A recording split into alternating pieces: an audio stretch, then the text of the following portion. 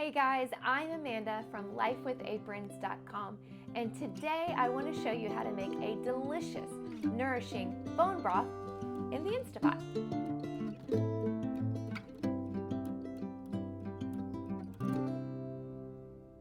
What are some of the health benefits of bone broth? Well, for starters, bone broth contains gelatin. That gelatin is what gives it that jelly-like texture when you put it to chill in the fridge. That gelatin also is excellent for your gut.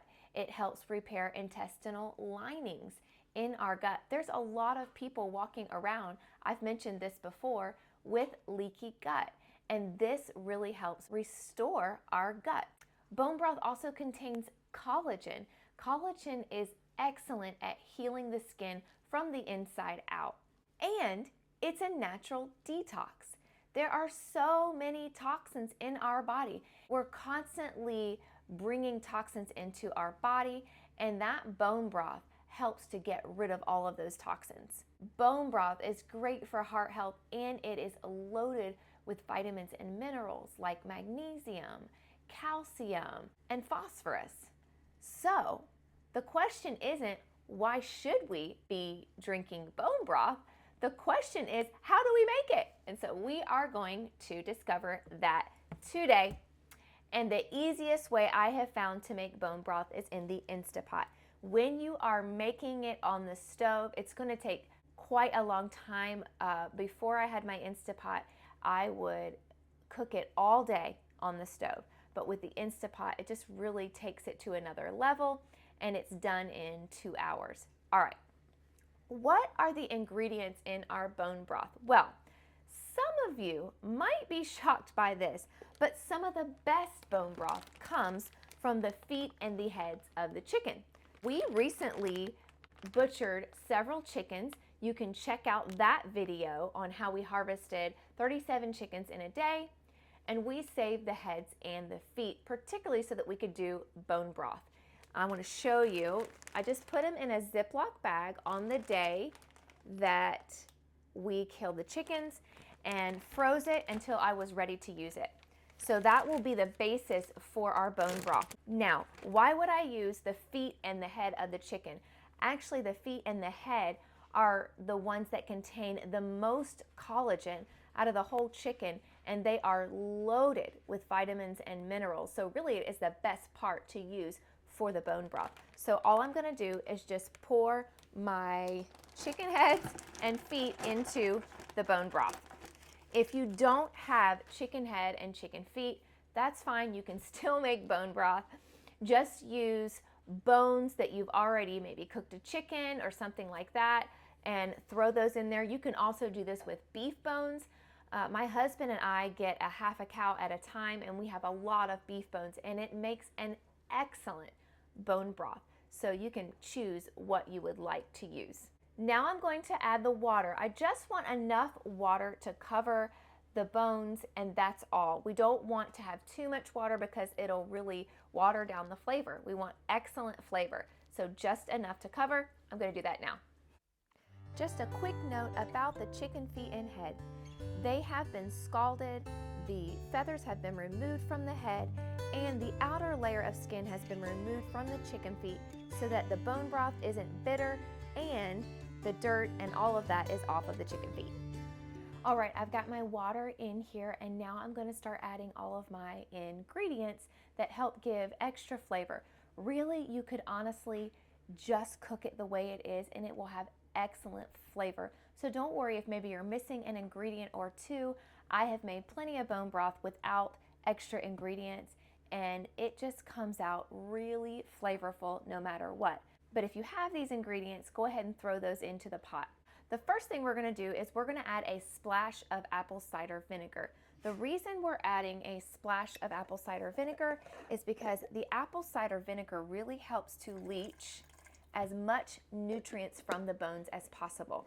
So if we're already making the bone broth, we really want to make sure that we capitalize on all that it has to offer, and the apple cider vinegar helps with that. Now let's add our seasonings. I'm just going to shake a little bit of peppercorns in here, whole peppercorns. I don't really measure, just add a little bit. It's different every time, but it just really helps with the flavor. You don't have to be exact in your measurements.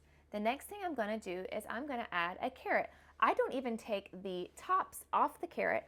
I just take it and break it up like this and throw it into the pot. I also have some tops from onions that I cut.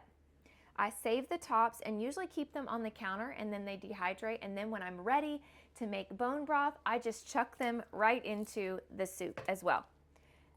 On top of that, I have a couple cloves of garlic that I didn't chop up or anything. I just took off the outer part, and we're going to throw those into the pot too. I have 4 garlic cloves in here. I have some dried parsley that I will also use just to give it a little bit of that flavor. I put a handful of dried parsley in there.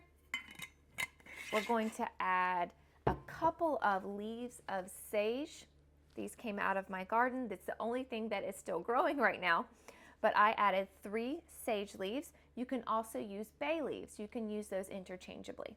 But I have sage growing in my garden. It's more practical, so that's what I use.